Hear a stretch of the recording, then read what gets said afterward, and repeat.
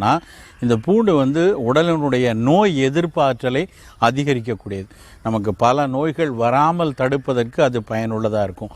இரத்த கொதிப்பு கூடாமல் இருக்கும்.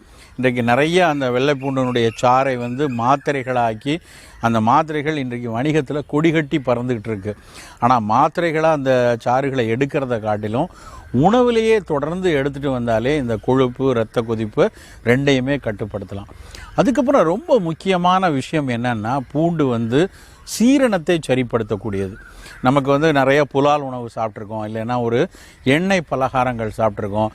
அதனுடைய கொழுப்பு நம்ம உடலில் அதிகம் சேராமல் அஜீரணம் உண்டாகாமல் நம்மை காத்து கொள்ளணும் அப்படின்னா வெள்ளை பூண்டு கண்டிப்பாக உணவில் இருக்கணும். திரிதோட சமப்பொருட்கள்னு அந்த காலத்தில் தாளிசத்திற்காக பயன்படுத்தப்பட்ட 7 பொருட்களில் ஒன்று வெள்ளை பூண்டு. எங்கெல்லாம் புலால் சேர்த்து கொள்கிறாங்களோ, எப்போல்லாம் அதிக எண்ணெய் சத்து